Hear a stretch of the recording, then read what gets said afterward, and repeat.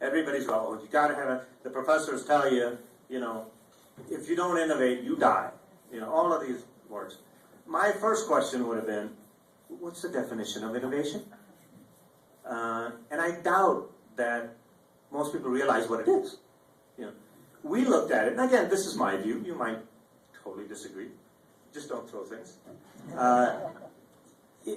To me, there are three words.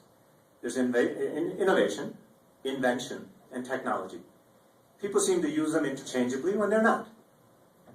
Innovation is simply something you do today that you didn't do yesterday. That's useful. Or something you cut out that you did yesterday. That was useless. That's innovation. Okay, it's as simple as that. Whether it's a product or anything else. Invention is a product or services that has something unique, something that's better for the consumer than the previous. That's an invention. Technology has nothing, it's not invention and it's not innovation. Technology is just a tool. For example, lasers were invented 40, 50 years ago. We still haven't gotten to using 30% of value, and I'm exaggerating, it's probably 10, of how much lasers still can be used. So the technology is really old.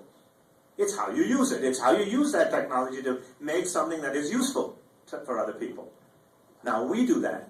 In fact, somebody, one of the largest companies, consumer products companies in the world, I met the chief, and apparently he told the guy, that set it up, he says, this guy seems to take old stuff, come up, put it together in a way that people buy it. And really, if you think, I think like a consumer. I don't think like a marketing guy, because defining marketing, to me, they define it wrong. If somebody says in a marketing course, if they use the word widget, they have no idea what marketing is. Just one word will tell you this guy's a rookie. Now, he probably has a PhD in marketing, which gives you, pause as to the level of education there is. But those are the kinds of things that we look at and say, okay, this is how invention comes from technology. But I tend to look backwards rather than forward. For me, it's arrogant to think in the next 5 years you're going to come up with more stuff than people came up with in the last 50 years or 100 years. And so much of the stuff that was invented, that was created, didn't ever get to market because the guys who invented it, they weren't business guys. They died with it. They just, it didn't work.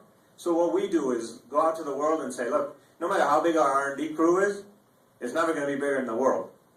And so we figured out a way to go to everybody and say, well, what do you got? What do you have?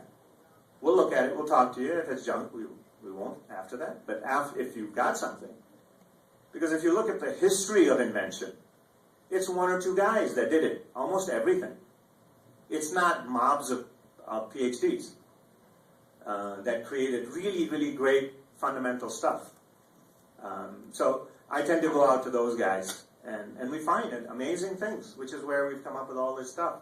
And people say, how do they come to you? How do they find you? I said, it's not that they haven't talked to everybody else, it's nobody else wants to talk to them. Nobody's figured out a way to be able to talk to them. So this is how we do things. How much time?